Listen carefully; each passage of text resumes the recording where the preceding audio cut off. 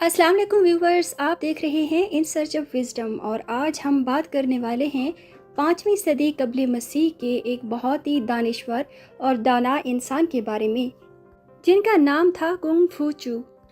Kung फू चू ने ये कहा था, study the past if you would divine the future, कि अगर आप अपना फ्यूचर यानी मुस्तकबिल अच्छा बनाना चाहते हैं तो आपको पास्ट यानी तारीख की स्टडी ज़रूर करनी पड़ेगी। कुंग फू चू, जिनको कन्फ्यूशियस भी कहा जाता है, इन्होंने चाइनीज़ फ़िलासफ़ी और चाइनीज़ सोसाइटी को बहुत अच्छे से एक्सप्लेन किया है। कन्फ्यूशियस ने दाओइज़म से भी ज़्यादा और बुद्धिज़्म से भी ज़्यादा, इवन कम्युनिज़म से भी ज़्यादा अच्छे से ये एक्सप्लेन किया है कि what it is to be Chinese. Confucius की फ़िलासफ़ी को हम कन्फ्यूशियज़म कहते हैं। कन्फ्यूशियस दरअसल लैटिनाइजेशन है कुंग फू चू की। कन्फ्यूशियस कौन था और कन्फ्यूशियस के आइडियाज़ एक सिविलाइजेशन की बुनियाद बनने में कैसे काम आए? आज की अपनी इस वीडियो में हम कन्फ्यूशियस को ही डिस्कस करेंगे। वीडियो आगे बढ़ाने से पहले मेरी आपसे रिक्वेस्ट है कि मेरे चैनल को सब्सक्राइब कीजिए और अपना फीडबैक देना बिल्कुल भी ना भूलिएगा। So let's get started. Confucius का फ़लसफ़ा हयात सुकरात की तरह इंसान और रियासत की तामीर व तरक्की और इंसाफ को अपना मौजूए बहस बनाता है। लेकिन अगर देखा जाए तो सुकरात की निस्बत कन्फ्यूशियस के फ़लसफ़ा हयात ने कम हमागिरी के बावजूद भी चीनी कौम पर अनमिट असरात छोड़े हैं। तकरीबन 2000 साल तक इस फ़िक्र ने चाइनीज़ अवाम के दिलों पर हुक्मरानी की और उनकी ज़िंदगियों को एक तरतीब दी। चाइनीज़ कौम की तामीर व तरक्की में जितना किरदार कन्फ्यूशियस का है उतना किसी और फ़लसफ़ा हयात का नहीं है। हालांकि आजकल चाइना में कम्युनिज़म की फ़िलासफ़ी राइज है और लोग कम्युनिज़म को ही चाइना की तरक्की का राज समझते हैं। हालांकि इस तरक्की के पीछे जो रूट्स हैं वो कन्फ्यूशियस की फ़लसफ़ा हयात की वजह से हैं। चाइना की तारीख़ का सबसे बड़ा उस्ताद कन्फ्यूशियस को तस्लीम किया जाता है। कन्फ्यूशियस की वफ़ात के बाद उनके अक़वाल ज़री को एनालेक्ट्स की सूरत में मुरतब किया गया, लेकिन बहुत लंबे अरसे तक ये एक गैर मुनज़्ज़म अंदाज में मुख्तलिफ जगहों पर बिखरे रहे।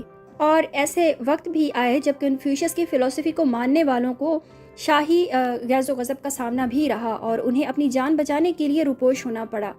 चाइना की चिन डायनेस्टी के दौरे हुकूमत में कन्फ्यूशियस के अफ़कार और उसकी फ़िलासफ़ी को सरकारी सतह पर रद्द किया गया और उनके मानने वालों की हौसला शिकनी की गई।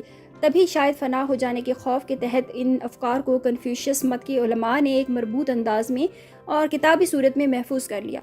कन्फ्यूशियस शुमाली चीन की एक छोटी सी रियासत लियो में एक सिपाही और दरबारी अहलकार के घर पैदा हुए थे। वो अभी बहुत ही छोटे थे कि उनके वालिद का इंतकाल हो गया। यूँ उन्हें तालीम मुकम्मल किए बगैर ही अमली ज़िंदगी का आगाज़ करना पड़ा। एक मामूली सरकारी ओहदे तक रसाई पाने तक कन्फ्यूशियस ने चरवाहे, किताब फरोश, दूध बेचने वाले गवाले के तौर पर भी काम किया। अमली ज़िंदगी की इब्तदाई बरस उन्होंने बहुत ही गुर्बत में गुजारे। कन्फ्यूशियस 23 बरस के थे जब उनकी वालदा का भी इंतकाल हो गया और ये कहा जाता है कि वो अपनी ज़िंदगी का सबसे बड़ा सदमा इसे करार देते थे। बतौर क्लार्क नौकरी हासिल करने के बाद कन्फ्यूशियस ने वज़ीर के ओहदे तक तरक्की हासिल की और वो अपने अफ़कार को सियासी मैदान में लागू करने की ख्वाह थे और ऐसे हुक्मरान को तख्त पर देखना चाहते थे जो अहले नज़र और साहिब इल्म भी हो। शाही नौकरी के दौरान वो इस ख्वाब की ताबीर देखने के लिए एक शाही बगावत में भी शरीक हुए, लेकिन बगावत की नाकामी के बायस वो शाही अताब का शिकार हो गए। यही उम्र का वो हिस्सा था जब उन्होंने सफ़र गर्दी को अपनी ज़िंदगी का तौर तरीका बना लिया और जलावतनी की ज़िंदगी इख्तियार करके तवील सफ़र पर निकल खड़े हुए। अपने इस सफ़र के दौरान वो जगह जगह पर तालीम देते और दरसगाहों में पढ़ाते जाके स्टूडेंट्स को, और उनके सियासी अफ़कार को बहुत ही शोहरत मिली। 78 बरस की उम्र में वो अपने वतन तो लौटे और उन्होंने वहाँ पर एक मदरसे की बुनियाद भी रखी, लेकिन उन्हें वहाँ तालीम व तरबियत का सिलसिला जारी रखने की ज़्यादा मोहलत ना मिली और कुछ ही सालों में उनकी वफ़ात हो जाती है। कन्फ्यूशियज़म एक फ़िक्री निज़ाम है, एक फ़लसफ़ा हयात है, लेकिन ये कोई मज़हब नहीं है। ना ही कन्फ्यूशियस ने कभी इसे एक मत या एक मसलक की सूरत में पेश किया था। लेकिन आजकल कन्फ्यूशियज़म को एक मज़हब की सूरत में अडॉप्ट किया जाता है और उसे फ़ॉलो किया जाता है।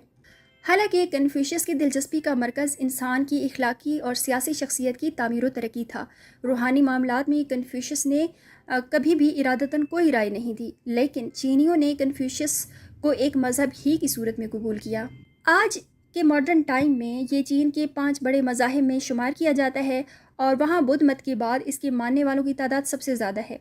कन्फ्यूशियस मत का सबसे ज़्यादा इसरार इखलाकी کردار کی تعمیر پر ہے، علم کے حصول کو بھی وہ اخلاقی فضیلت ہی قرار دیتے ہیں۔ کنفیوشس قدیم چینی روایات کے بہت ہی زیادہ دل دادا تھے اور ان کے اقوال زرعی بھی بہت زیادہ چینی روایات کو ہی فالو کرتے ہیں۔ کنفیوشس کا یہ ماننا تھا کہ قدیم چینی روایات نئی دنیا کی تعمیر اور ترقی کے لیے پوری صلاحیت رکھتی ہیں۔ یہ روایات اخلاقی فلسفہ، مذہبی عبادات، خیرات، سماجی و سیاسی اداروں اور روزمرہ آداب زندگی سے متعلق اصول اور قوانین بتاتی ہیں، اور اسی اخلاقی فلسفے پر کنفیوشس نے اپنے پولیٹیکل ویوز کی بنیادیں رکھیں۔ ایک باکردار شخص غیر قانونی فعل سے کس طرح بچ سکتا ہے اور احساس ندامت سے کس طرح بچ سکتا ہے۔ یوں محض قانون شکنی کی سزا ہی کافی نہیں، انسان کو جرم سے دور رکھنے کے لیے اس میں کردار کی سطح پر احساس ندامت ہونا ضروری ہے۔ یہ تھے کنفیوشس کے ویوز۔ اس کے علاوہ اگر بات کی جائے بادشاہت کی، تو کنفیوشس بادشاہت یا بادشاہی نظام کے خلاف نہیں تھے، لیکن ایسے حکمرانوں کے بہت زیادہ خلاف تھے جو غیر اخلاقی اور ناقابل قبول رویہ رکھتے تھے اور آمرانہ رویہ رکھتے تھے۔ ایسے بادشاہوں کے اختیارات کو محدود کرنے پر بہت زیادہ اصرار کرتے تھے کنفیوشس، اور عوام کو صالح حکمرانوں کی اطاعت کی تلقین بھی کیا کرتے تھے۔ قدیم اخلاقی اور سماجی معیار ان کو بہت زیادہ بھاتے تھے اور وہ لوگوں کو انہیں اپنانے کا درس دیتے تھے۔ کنفیوشس یہ کہتے تھے کہ ہر فرد کو اپنی ذمہ داری پوری کرنی چاہیے، جو کردار کی اصلاح کے بغیر ممکن ہی نہیں، جبکہ کردار روایات میں موجود اقدار کی پیروی سے مضبوط بنایا جا سکتا ہے۔ اچھی حکومت کے بارے میں وہ کہتے تھے کہ اچھی حکومت اس نقطے پر قائم ہے کہ حکمران ایک حکمران کے طور پر کام کرے، وزیر ایک وزیر کے طور پر، باپ کے طور پر، بیٹے کے طور پر کام کرے۔ حکمرانوں کی ذمہ داری ہے کہ وہ ضبط نفس حاصل کریں اور اپنی محکوموں سے محبت کا سلوک روا رکھیں، اور اسی طرح عوام کو بھی چاہیے کہ وہ قانون کی حکمرانی کے لیے اپنا کردار ادا کریں۔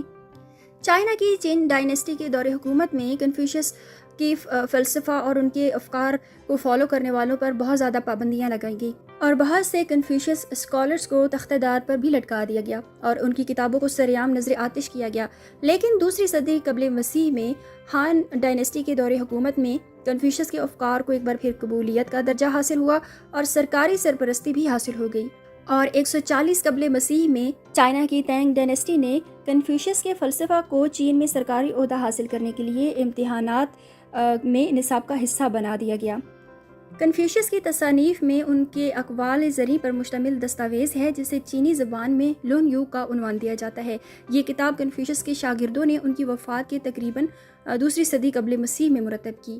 یہ تھا دوستو کنفیوشس کا فلسفہ حیات۔ امید ہے آپ کو کچھ نیا سیکھنے کو ملا ہوگا۔ میرے چینل کو سبسکرائب کیجیے، ویڈیو کو لائک کیجیے اور اپنا فیڈ بیک دینا بالکل بھی نہ بھولیے گا۔ Thanks for watching. اللہ حافظ۔